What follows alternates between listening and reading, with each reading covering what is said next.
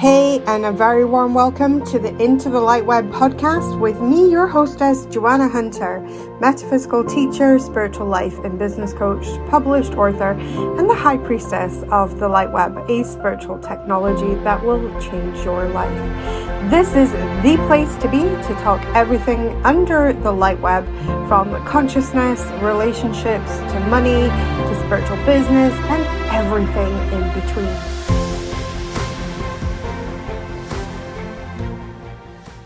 Hi, it's Joanna Hunter here for another episode of Into the LightWeb podcast, and you are on my $1 Million Lab series. And today I am joined by the gorgeous Judy Vee. Judy, thank you so much for coming to join us, and tell people who you are and what it is that you do in this world. Thank you, Joanna. So good to be here. My name's Judy Vee, and essentially my brand is Attune to Prosperity. So that's what I do, is I empower and facilitate people from all over the world to attune to prosperity, tune to abundance, tune to wealth, in all areas of life, not just financially, but in all areas of life. So that's what I do.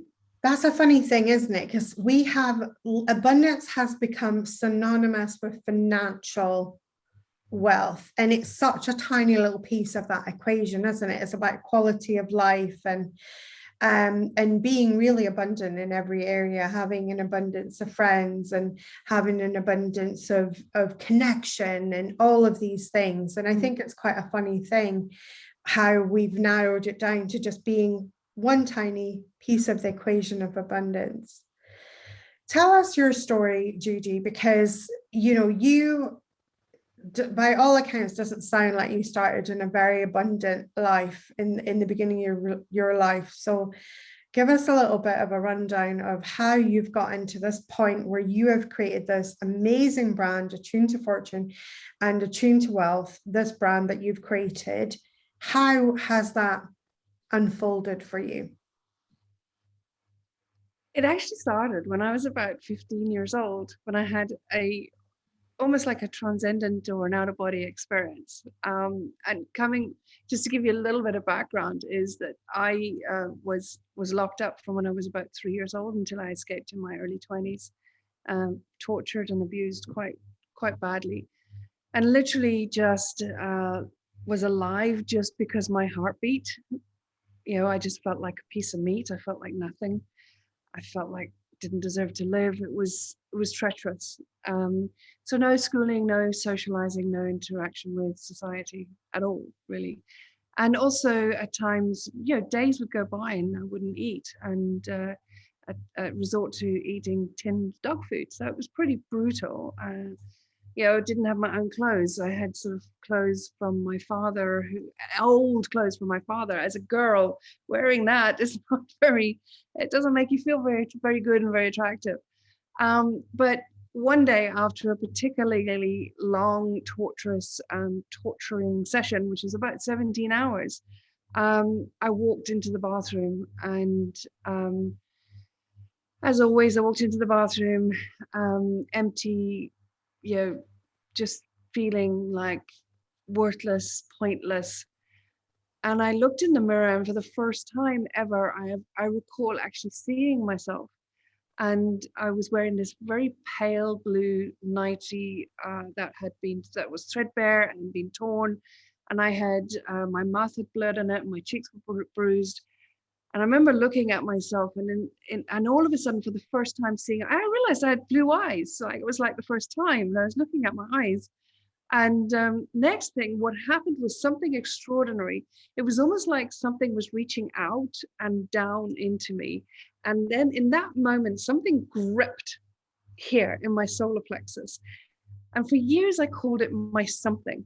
That was because I wasn't educated. I didn't have really good vocabulary in those days. So I grabbed something, and it was my spirit, it was my soul, and I held it. And the moment I gripped it, it's like I went into this out-of-body experience. And then I went out, and it was almost like I could look down on my body, and I could see various incidences that had happened in the past.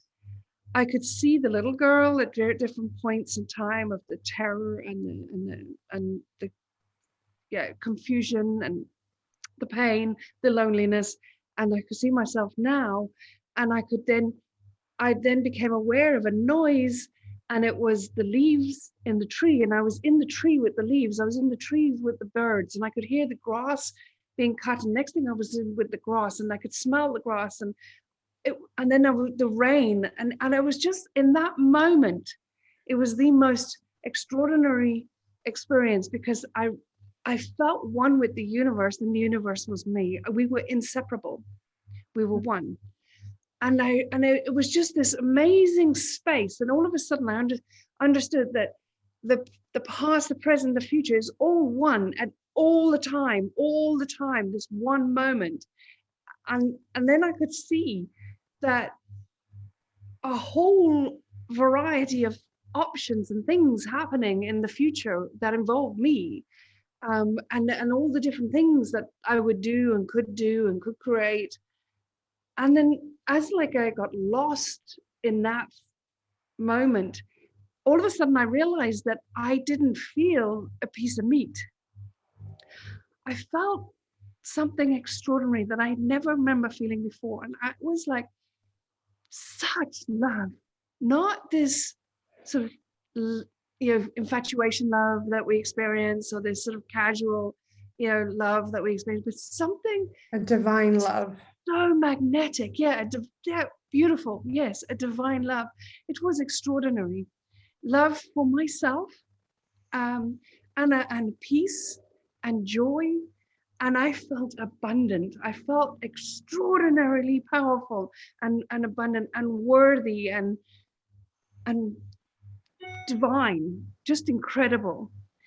And no pain, there was no suffering, no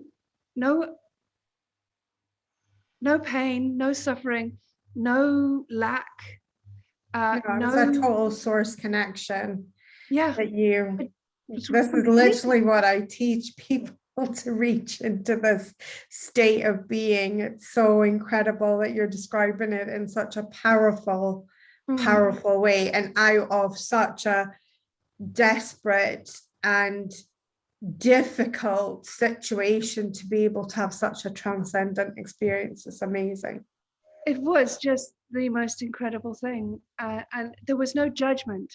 There was just wisdom. There was connection. There was love. There was compassion, and it felt like it lasted forever, but I think it was just timeless. Yes. The infinite, the eternal of source. It's timeless. It feels like it's just always been there. It just is, isn't it? It is. That's exactly. It is a state of just is. Yeah. Beautiful. So when I came back to myself, I had still my something. You brought it with you. Out of that bathroom, a very strong girl, a very different girl than I walked in. I did not feel like a piece of meat. I felt strong. I felt joy. I felt happiness. I just felt happy and tremendous inner peace. The story is incredible because I channel a collective consciousness called Skylar, and they've taught me about many things about the inner workings of our universe. And one of the things that they teach, and your story literally is like a piece of living proof of this. It is so beautiful. One of their teachings is around the law of duality. For every energy, there is an equal and opposite energy. And for me, what that piece of teaching has been really amazing, and especially for my clients who have suffered with things like anxiety, depression, and being in very, very low states of energy. Because of that piece, for every energy, there is an equal and opposite energy. And what that means is if you're having your worst day, in that moment, you are able to reach and touch the best day possible in that moment, because we live in a spectrum. And if you're experiencing one end of the spectrum, it is also possible to experience the other end. And for you to come out of basically having been tortured to being in transcendent joy is the absolute, a living proof of what my spirit team mean when they mean for every energy there is an equal and opposite energy, and all is accessible to you in the same moment. Such a beautiful, thank you so much for sharing that with us. I was really deeply privileged to have had that experience. I've been very lucky to be able to have that experience several times over my life, and it doesn't have to be, here's an important part as well, it doesn't have to come or stem from trauma. We can create it. And I've managed to do that. Similar, none has ever been as powerful as that, possibly because it's the first, so you don't know what to expect. But certainly I have felt that connection, that divineness. And when I walked out of that bathroom that day, I was very different. And I felt very strong, and I felt a tremendous amount of joy. And yes, there was a number of years of more abuse and more torture to happen, but I had my spirit, I had my something that I would hold. There was something that nobody could take away from you in that moment. It's that piece that it doesn't matter what's happening to the outer, to the mortal piece, because that piece inside, it's that inner core strength, and nobody can take that from you. Yeah, this does not define me. This skin, bone, muscle, hair, that doesn't define me. That this is why I always say there's no mortal challenge we are not greater than. I mean, so no matter what was done to my body, nothing could touch my something. And that is, we all have that. We all have that ability to really. We have joy for no reason, love for no reason, compassion for no reason. We are extraordinary in that space. We are, that is the seed, the tree, the everything of abundance in that place. When you strip away everything we put meaning to in the mortal realm, who are we then? And that is when you connect with that. Exciting question. That is abundance. And when you connect to that, you're connected to infinite wisdom. Okay, and when you connect to infinite wisdom, there is nothing you cannot do. There is nothing you cannot achieve in the mortal realm, as long as you're not trying to break the laws of nature, of course. You know, we can't develop wings, for example. Just looking at your beautiful wings behind you, we can't grow wings out of our back, for example. As long as we're not trying to break the laws of nature, there is nothing we cannot achieve and be and do and have in the mortal realm. Nothing. We were talking about it a few minutes ago, but one of the challenges is that we're so hung up on needing evidence of it. But what happened for me is that because of my being isolated from society, I didn't get that. I wasn't conditioned in that way. Didn't get the formal schooling, so I wasn't conditioned in that way. And with that experience that I had as a 15-year-old, I carry that forward. And what happened was I started getting really clear. Even by the time I left the bathroom, I was clear about what I was going to do. And the crazy thing is that, and here, this is mad, this is like part of the things that we can't understand. And it's not for us to understand it, it's for us to accept it. But when I walked out, very uneducated, right, hardly literate, I decided I was going to be a trader. I was going to get a job as on trading oil and gas, or shipping, or merchant banking, or stockbroking. These were terms I didn't even know what they were. I didn't know what they were, but that I was clear about. I didn't know what they were, but I was clear about it. And it was stemming from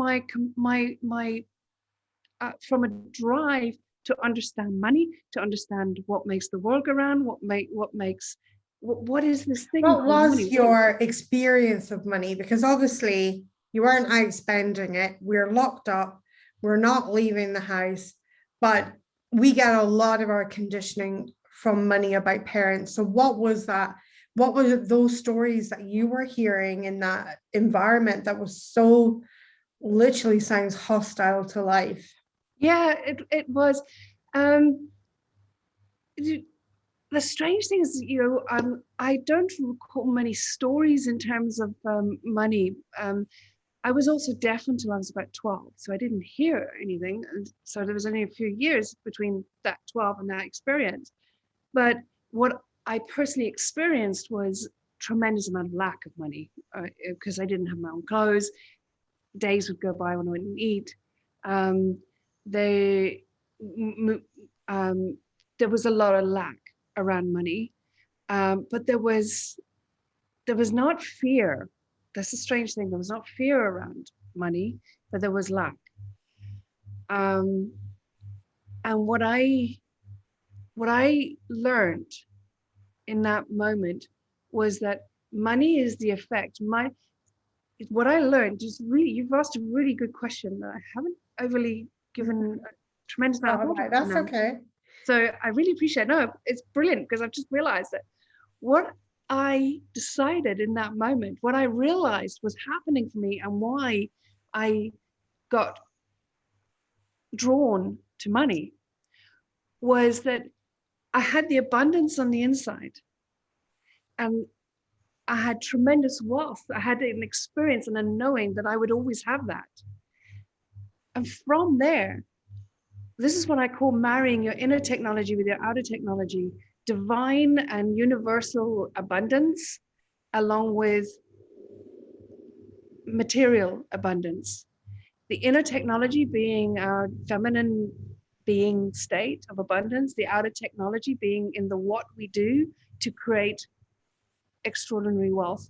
And when you marry the two together, you can experience everything that your heart and soul desires. Our heart desires for the mortal.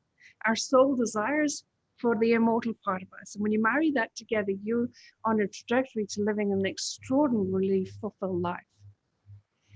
And I think that is what triggered, rather than the story behind my own experiences. I love that you call it technology, because we teach something called LightWeb, which is the central premise of very similar teachings, and we call it soul technology. And yes. You are like one of the first people that I've ever come across that are also referring to this as technology. And our concept of technology of this really comes from Arthur C. Clarke, that when something is so significantly advanced enough, it's indistinguishable from magic. Yes. And it is a magical technology, really, in a way, because it's like we invented the wheel and it created a paradigm shift for humans. Yep. And then as we invented that wheel, we're still using that, and it's still creating paradigm shifts. We can move from here to here so much faster because of it.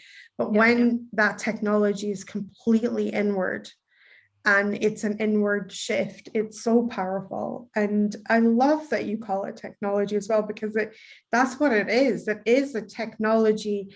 And for me, we experience it as a technology of the soul. It is a technology that is so advanced that it is, we haven't even just began to tap into the full potentiality of it. It is so filled with potential. And I love this. So we escape this horrible living situation. What happens next? So that's where my drive to understand money came from. So I did then spend the next few years, it was hell, in the mortal sense, but in the immortal, with my higher self, I had joy, I had happiness. I was unbreakable. And in that space, I learned the most amazing things. I learned and created the most amazing things. So one of my main captors was my father. So one of the things I would ask him after that experience is I would ask him for books. I'd ask him for various things.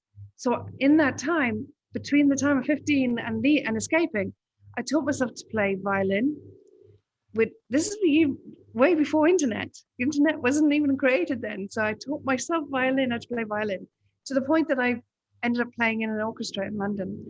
I taught myself to paint, oil paint, because he would get me canvas and paints. I taught myself to, and I would come to exhibit my paintings in galleries. I would taught myself economics and business and finance. I taught myself to knit. I would knit Aran jumpers, right? The most complex knitting out there, right? There was nothing I couldn't do just by being in touch with the universal intelligence, knowing and trusting and being in that connected state. Okay, not how do I do it, not what do I do, just doing. When you've got that line of inquiry, that connection with outside of your mortal body, without the need for evidence, without the ego involved. Yes. That is when you start creating. So that when I did escape, within 1 week, now the escaping itself was traumatic in itself, but when I did escape, I had to leave the country. This was in Dublin. I had to leave. Because I tried 5 or 6 times and I would always be dragged back. So I had to leave the country. So I left and landed in London at about 9:15 one evening, actually almost to the day 30 years ago. Oh my God. Landed in London, knew nobody, knew nothing, but I had the most incredible joy and sense of freedom and trust. I was not afraid. Within 1 week, I had a job as a trading accountant on an oil and gas trading floor. Within 1 week, I was earning close on £10,000 a month in the 90s. That was extraordinary. That was unheard of. That was extraordinary. No degree, no education, never having looked at a computer, hardly knowing what trading was. That is what you can create. And from my life just took off in many incredible directions from there. I became an international sports person with normally to be an international sports person, you need to be training from when you're a child. I did the most, have done and experienced the most extraordinary things because I know where it comes from. It's not coming from a place of lack, that I need education, that I need this certificate to tell me, that I need society to believe me that I can do this. It all comes from your being state, your connection to the universe. In that feminine energy of abundance, there is nothing you cannot tap into to create extraordinary things in your life. I love this. I love this. It's beautiful. And it's such a testament. And that's, literally the teachings of my spirit team, Skylar, is that, once you tap into source, there is nothing that you can't be the conduit for. It's just being open and available to be in the conduit for the abundance that's available in whichever shape, form that abundance takes from your desires. And bringing that forward, and just extraordinary. And to escape a childhood like that into early adulthood and then to go walk in. I mean, the question is, how did you even walk into a job like that? It must have just been an energetic resonance when you went for the job interview. I'm going to tell you a wee story. It was, the funny thing is I had 2 job offers. This one that I took, I'm sorry, there's some drilling just started. That's okay, no worries. I'm sorry about that. No, don't worry. The funny thing is that I had 2 job offers. That one I took, and the other one was in a shipping company, working at, I can't remember the exact role, but in a shipping company. And I'll never forget this, that I went for the first interview and the second interview, all within 1 week of escaping. And then after the second interview, they said, well, we're going to offer you the job. Let's go and have some lunch. Okay. And I hadn't eaten in a restaurant, right? So this was the most extraordinary thing for me, right? So, oh my God, what do I do? And we went to this beautiful restaurant in London. There were the days when department heads had budgets, entertainment budgets. And I went to this beautiful restaurant and we had the most lovely meal. And I think it was lovely. I was like, Mesmerized. yes, I was, but I was battling my mortality there as well. Oh my God. And I was like, I don't remember tasting the food. I was just so tense, so nervous, because this is now, this was like a curveball, right? So anyway, it all went well. There were two women and myself. And lunch ended and they said, okay, should we have a coffee? Yeah, well, let's have a coffee. And which coffee? And I'm like thinking, there's choices for coffees? It's like, and then I get this coffee menu. No, and it wasn't as bad as it is today, because when you go now, you look at a coffee menu, there's 20. Like those days, it was like 3 or 4, right? A latte and a cappuccino or an Irish coffee. Yes, yeah. And next thing, next word out of my mouth, I don't know where it came from. I'm looking at the coffee menu, and I say the word cappuccino, and I'm thinking, well, who said that? I'd never even heard of it. I didn't even know what I was ordering, right? And they both said, oh, yes, that sounds delicious. Let's have a cappuccino. The fact that I actually said the word, was able to read it and articulate it, I have no idea. No idea. And this gorgeous coffee came with this gorgeous like foam, and oh my gosh, this was incredible. It was amazing. So it was an interesting experience. It really was an interesting experience. Navigating that place of being and my mortal. Now, also understanding that I didn't have the articulation to understand what was going on. I didn't have the knowledge to like be able to sit down and have a conversation with somebody about what I was experiencing. I was just being. And now and again, my little girl, the little mortal bee, would come in, step in, and try and take over, or try and get scared and control the game. But she never did succeed in those early years. She did eventually, but it took a few years. Do you think that was that? It sounds kind of strange in the levels of consciousness here, but it was almost like the human, let's call her the human, right? Literally, like her brain had kind of gone out for lunch and never came back. And then you know, that more soul self was really in the driver's seat and said, right, like now. But as life started to calm and relax and things like that, it kind of was like made like a kind of beeline almost for that mortal part of you to come back in and start playing the game of life again, obviously messing with things, but still like that kind of piece coming in again, because that's what it seems like, that you had this like incredible years-long transcendent experience of living completely and utterly from the soul self.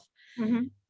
And then once the body was kind of out, it's almost like you went beyond fight or flight into a transcendent experience, and went so far beyond that, that it was like a higher power took over the brain, really.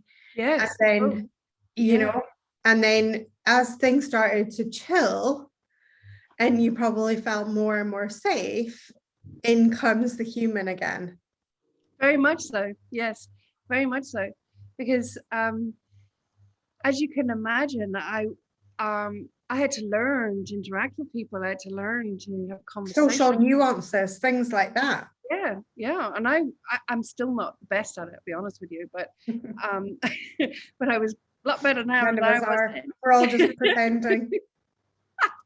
So and the funny thing is that over the next few years, like I got fired from that job 10 months later. Mm-hmm. not because I was incompetent. I was very, very competent, but I didn't conform. So if I didn't think something was the best way or something was wise, because I was coming at it from a different perspective, I was very vocal. I didn't understand the nuances of the political dance in a corporate environment. So that was alien to me. So I'd be out.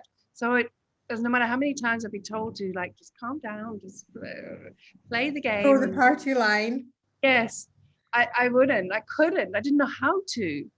You're like, you're trying to ask me to fit into, a mouse hole. I can't. Right. So I got paid off, right, to leave quietly, and I got another job in an oil and gas trading floor somewhere else. Lasted there for 10 months. The same thing happened, and it actually became a career. Being asked to leave after 10 months or 12 months with the payout, and I just began to build my wealth based on the payouts. So it all worked out. It did work out, and I'll never forget when I'm living now in Cape Town in South Africa. And the last time I was asked to leave, I walk out and I can see the sun setting. I walk out the offices, I see the sun setting over Table Mountain. And I'm looking up at the sun and I'm saying, I don't remember this being part of the plan. And then in that moment, now I'm still very much sort of in this other space. This is now a few years later. I'm competing at world championships of scuba diving. I'm competing national level swimming, and I'm doing all sorts of crazy things, so amazing things. And I'm looking up at the sun, and I'm like, "This wasn't not the plan. What do I do now?" Because by now it's 5 or 6 times I've been fired, and I'm thinking, "Do I have where? What's going on? This is just feels like it's expired now." And out of nowhere, this voice inside me, I just heard myself saying, do your own thing. Now, in those days, like, entrepreneurship was not really a word that we used in those days. So do your own thing. Okay. All right, I'll do that. So I started my own business the next day. Started my own business. It was called Dial a Teddy. And again, it was about delivering, the way people dial for flowers. My thing was dialing for teddies. Because I didn't have toys growing up, I had a late developer. I developed a passion for soft toys in my 20s. And I thought, well, everyone would love soft toys. So I started a business called Dial a Teddy, and it did really well. This is before payment gateways, before websites, before funnels and stuff. And I learned a lot in that business. And I found my thing. So I was then, from there on, started many different businesses in many different areas. But as you say, the mortal did. The human did. As you started to, like, as that, basically that immediate feeling started to relax a little bit, and you were starting to come out of that fight or flight in the brain chemistry, that I could imagine the human trying to interface again, thinking, oh, I can come back and live here now. And you were like, what is going on? Because I can imagine how difficult that will be, from living from soul self going to human self again. Extremely difficult to navigate. But such a powerful story, such an incredibly powerful story of resilience that you've had. And so you did Dial a Teddy. Tell us about some of the other businesses, because I am what's known as a serial entrepreneur as well. So I've been an entrepreneur for 23 years. Started my first business, which was brick and mortar designer clothing shops. Had a shoe shop, had a restaurant, spiritual events company. I've had a cupcakery. I've had a shabby chic business. You name it, I probably tried it and monetized it. So I love hearing other multi-passionate entrepreneurs, like, what other things have you got up to? I love this idea of Dial a Teddy, because you know what, flowers and chocolates, they're nice, but the flowers don't last, and people are like, oh, I'm watching my weight, I don't really want chocolate. So I love this idea of being able to dial something that A, won't put weight on, and B, won't actually, like, sit and die in your house. Totally. It was great. I had the most amazing, I learned a lot about human behavior, a lot. during Teddy. But yeah, sort of it reached a point that it needed scaling, and I didn't understand scaling in those days. So I moved on to the next thing. And I think the next thing I did was I did various different things. I started investing in property and various different things. But the next big thing I did was I hated the smell, the kitchen smell. With the kitchen cleaning materials and stuff like that, I hated it. And I looked into it and saw the amount of chemicals and where the source of those chemicals are and stuff like that. So I thought, no, there's another way. There's absolutely another way. And I created the first ever, certainly in South Africa, the first ever natural hygiene products. Amazing. For industrial companies, for industrial cleaning companies like Rent-A-Kill and stuff like that, companies like that. And I created a whole range of products and started supplying industrial cleaning companies with my natural hygiene products. Amazing. And I had airports for my clients, the main airports of the country, my clients. It was extraordinary. It just was an absolutely extraordinary and not typical, predictable type of business that I would go into. It just came from, this is not natural. And I think when you've got that level of connection, that you feel the dissonance. It's jarring. The stuff that is not good. It's not healthy. So, and then that got sold, and I then went on to, I started an online coaching program platform back in 2000. I think it was one of the first ever. Oh my goodness, that is early. Yeah, that was like, when websites were still like $50,000 and stuff like that to create. It was like crazy stuff. Yeah. Isn't it amazing? I mean, when I had shops, for instance, I had at least 6 figures in stock for my shops, to have them fully stocked. Any given time, I would have 6 figures invested in stock sitting on my shelves to fill my stores. And now we can have things like Shopify. I just marvel that you can have thousands of lines of product and not one single penny do you have. And do you know the thing that busts my brain completely and utterly is when some chippy goes, $29 a month. And I'm like, I had 6 figures in stock to do the same business that you can do, where you don't have to hold the stock. It doesn't cost you a penny to hold the stock. You don't have to pay premises. Your staffing costs are going to be me, myself, and I. And, and on top of that, you don't even ever have to touch the stock because someone else makes it, packages it, and delivers it to your customer. And you're like, what? $29 a month? Oh my God. It tickles me because I'm like, oh, you are so spoiled. If you just knew what the business end of the retail business looked like. You'd be skipping to your PayPal account, delivering that $29 with the biggest joy in your heart. Without a doubt. Yeah. The thing, what I always say is the barrier to entry into entrepreneurship now has never been lower, but that's also equally a challenge as well. Yes, it's never been lower. It's never. Yes. I mean, I started my current business literally on $0. I used all the free tools, my Facebook, I used free MailChimp, like I used all the free tools. My investment was $0 because I literally did not have the money to invest. And in 6 years, I built a business that's on track for 7 figures this year. And, and it has never been lower. It has never been. I am so tickled by how easy it is to access making money online. Like it's one of the things that I always feel like every generation has its own gold rush. So we have the gold rush happened in the 1800s, 1700s.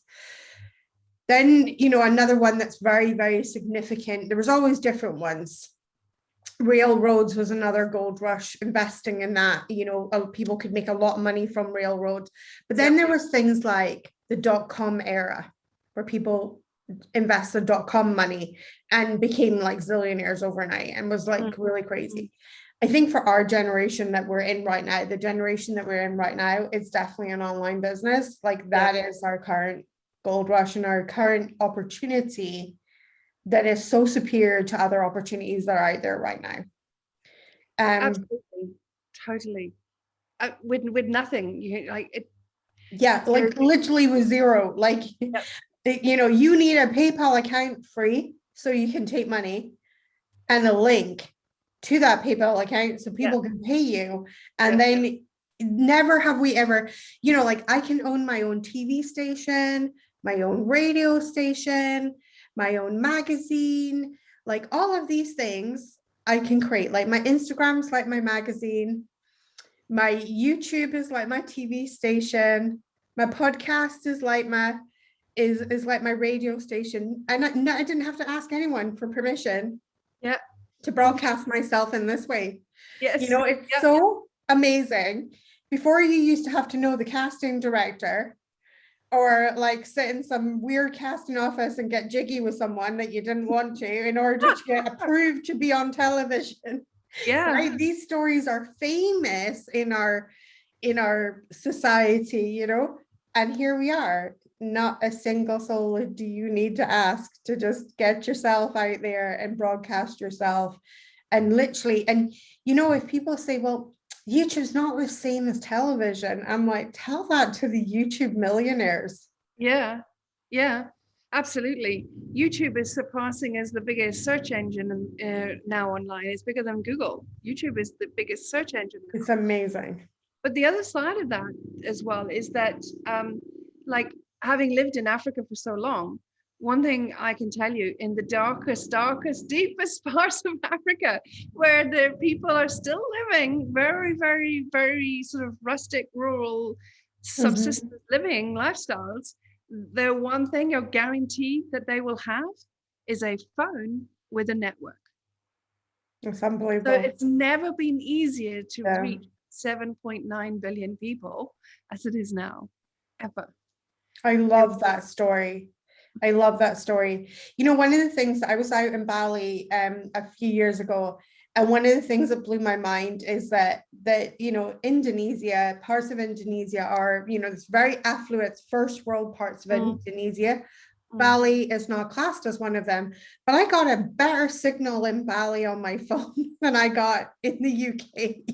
And it just blew my mind. I was just like, wow, we really don't have barriers in the way that we used to have barriers to accessing information. And I think it is being that access to information. And yet we are the most connected. And I don't know if you would agree with this, but we're also the most disconnected adult cohort because levels of fulfillment, I think personally are now at an all-time low. Of people feeling fulfilled inside. And that's that inner peace that both me and you sound like we teach on, which in my humble opinion, there's just not enough teachers of this out in the world to teach this technology, and it is a technology of really connecting with that source within and really connecting with that. Tell us a little bit about your current company, how that all came about and how you work with people now. So how long have you run this current company? Because you got into coaching in 2000, which was like literally, I'd only been in business a year at that point, doing a designer clothes shop, brick and mortar. So I was not even thinking about the internet, although I did use mobile phones to contact my clients. So one of the things that became apparent to me as I started, when the human in me became a lot more dominant, and went through a sort of crisis, because it actually consumed me, and I lost my something. I lost that connection with my something, that was hell on earth. No matter how much I created, no matter how much money I had, no matter how much success I had. And, I was sponsored by corporates for my various sports and stuff. No matter how much success, it was like a bucket with no bottom on it. It was just this empty, endless void. yeah, nothing would fill it. And I ended up taking overdoses. And I would take overdoses, not to die so much, but if I died, I died. It wasn't attached to life, but it was more to stop. What the hell's going on? I was in hell, and I got out and I created amazing things, and now I've got all this and I'm in hell in here. What's going on? And the world just needed to stop for a minute. So I'd take these overdoses and then wake up, and it would be okay for a while. And then it would wear off, and I would need another one and another one and another one. And over about 18 months, I took 8 or 9 overdoses. And sometimes it got so bad that I would be in ICU, stomach pump, a couple of days, then like out, and then later on that night be back in hospital with another overdose. That's how bad it got. And I'll never forget. It's almost like that kind of addiction at that point of like, well, there's something that they call, which it always stuck with me. They call it chasing the dragon, and it's like the first hit apparently of a narcotic or something like that is so mind-blowing, and then people chase that initial feeling. But for you, it was like an escape, trying to reach a feeling that you'd once had. I was trying to find, I knew the answer was there and I couldn't find it. It was like gripping on it. What is it? It was like, I'm a pilot. I've flown paragliders, hang gliders, airplanes. So the one thing that I can relate it to is when you're flying and you stall the airplane or you stall the glider. In that moment of stall, everything is beautifully quiet. It's beautiful. It's just so peace. All right, it's the calm before the storm. Unless you rectify, you plummet out the sky. So it's almost like I want just stall, freeze frame, just stall. And that was why I would just take the overdose. I just want stall, just stall. Everything just stop, just pause, give me a moment. I need to think. It was more like that. Trying to step out of it's something that I call the soup. Like the life's just become the soup, and we're wanting anything to get to the edge of that bowl and step out of the soup, step out of the of it all, and just breathe. Yeah. Incredible. And for the last overdose I took, I had that breakthrough. As I woke up in ICU, I realized what was going on was that when I look back at my life locked up, I was in outer hell, but inner heaven. I created a life of outer heaven, but I was inner hell. And it became so clear. And that's what started my journey back. Powerful. To myself. And since then, that was in April 1999, and ever since then I've never looked back. And I love that. And it was like you visited both extremes, in both sides. I mean, literally your training day for spirit is what I call this, what you've been through, training day for spirit. Your training day for spirit has been hardcore from start to finish. But once you come out of that training day, it is that imparting that knowledge on others. And it makes you probably a very, very powerful coach now to be able to point out to other people, because you probably can smell it at 50 paces like I can from certain energies, because we visited both ends of that spectrum. We can smell that, what I call that janky energy, misaligned energy from 50 paces, because we know what it looks like, because we've been at the different ends of the spectrum. That's incredible journey. So how did this next piece morph? I had made, since then I had a number of different other businesses, and but always found there was one golden thread that always hung through everything. And I started a wine farm, started a whole new wine region, started wine cooperatives with tribal communities in winemaking, and I've just, this sort of stuff I've been involved with is vast. But the one golden thread that hangs it all together is my number one value in life is being empowered. Obviously, having been overpowered for so many years. So my drive in life is to be empowered in all areas of life. And like anything, there's always new levels of empowerment. So it's like that goal always moves. So it's a never ending journey. And then empowering others, because the one thing my heart can't handle is people suffering. People suffering because they don't understand the truth of who they are, that they are far more than just this mortal body. So that is my driver. And a number of years ago, that's where I then synthesized so much of my work and study and research from the past since about 1999. I started studying and researching human behavior, human potential, consciousness, the laws of the universe, to have a language to articulate my own experience. And since then, be working with others and empowering others over the years. And I've learned that because so much attachment is on money and so much of the chase is on money, that's how I work with people is, okay, so you struggle. I have like people who are multimillionaires who are clients who feel poor. I have people yes, this is the thing, isn't it? Yes. You know, you can have, it does, you know, does the feeling inside match the bank balance? Because not always, right? And it is that, and you know, there's two ways to get wealthy. There's what I call the more and more culture. It's that gaping hole, the bottomless bucket, that what we call in my world, we call it the endless void. It has no end. It is always taking. It's never enough when we're in that state of energy. Or we have the eternal source, which is always giving, and it always feels enough, and it always brings contentment and all the things.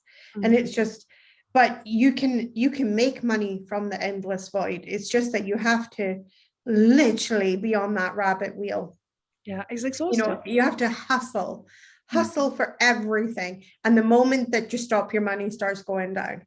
Right? Because it's constantly running through you, it's constantly going, because the energy alignment is so poor in that sense. In the void, you can stop and the money still keeps in the source, you can stop and the money still keeps rolling in, right? Because you stop and because you're in source alignment, source is always giving, and the channels of your wealth are always open, and you know, and it's always building up. And I love that you teach this as well, because this is such powerful information for people. And you know, I've had the privilege of coaching in places where there are billionaires and multimillionaires, and you know, and it's mind-boggling of how little fulfillment some of them have. It's like, just to go back, I think your analogy, the void and the source, is amazing, because the void, you are literally paying compound interest, whereas in the source you're earning compound interest. Let me expand. I love that, banking terms. Yes, absolutely. Einstein talked about compound interest being the eighth wonder of the world, and we always apply it to money. Well, he is actually talking about energy, how we use our energy. And when we are in the source, when you're in the alignment, when you're in the knowing and the being, this state of heart open, soul open, universal connection, in that place, you are high frequency, high energy, glorious high energy, and you are a match for everything else on that same frequency. And in that high energy, that's high interest that you'll be earning and compounding, so that when you do take some downtime, or you take some time out, or you just need human time, or whatever it is, you have a massive bank balance of energy to sustain you. It's not like it's not on the go all the time. I love this. Oh, Judy, that has just made my day. Do you know that Albert Einstein's actually one of my personal heroes? I absolutely love his work. Wow. I am obsessed with some people have asked me questions, like people ask you bizarre questions sometimes on these podcasts and things, and people will say, you know, if you could have tea with anyone from like Albert Einstein's on my list. If I could just magic up anyone to sit and have a cup of tea with and have a chat with, Albert Einstein and Nikola Tesla would be on my we'd be eating scones and drinking tea. Make sure you invite me along then as well. It's like, wouldn't it be wonderful? I just think, oh my goodness, like that. And just what I loved, one of the things that I love about Albert Einstein is the accessibility of knowledge, you know, because they're really understanding his craft, because it was a craft, really understanding his craft. So he could literally explain these very complex mathematical equations to a 2-year-old, and they'd be like, I get that. And then to somebody who was maybe in their 80s, and they would go, I get that. And I think that's been one of the greatest gifts that he's given me, is bring that level of understanding to your work, where you can explain it to a 2-year-old. Because if it is pure and it comes from that divine and it comes from source, you will be able to explain it to that 2-year-old, and you will be able to explain it to that 99-year-old or whatever, and everybody in between, and they'll all get it. But if it is, I always think if it's got the hand of a human in it, you need a PhD to figure it out. How true is that? That is so true. Yes, you're totally, absolutely. But if it's come from this pure divine source, any age will be able to grasp the concept. As long as they've got language, they'll be able to grasp the concept of that. And I love this compound interest. I've never heard that. It's the first time I've heard that quote with Albert Einstein. It's the 8th wonder of the world. And I love that. Because we talk a lot about compounding results and things like that, is that if you have that consistency in your business, of course, it's going to start compounding your results. But just like you, I love that you explained it with energy, that if you're paying into this energy bank account, you want to take a few days off, it starts paying you back. Love it. It's whereas if you're in the hustle, you're literally paying interest. You're paying. I mean, it's like it's like the mafia's coming around and collecting protection, so you never get ahead. Totally. You know, like what Einstein said is, he who understands it, or I'm sure he or she who understands it, earns it. He or she who doesn't understand it pays it. And we pay it bucket loads of energy in that hustle zone. This conversation absolutely tickling me pink. I love this. We are running out of time on this podcast, but Judy, I would love to have you back in the future.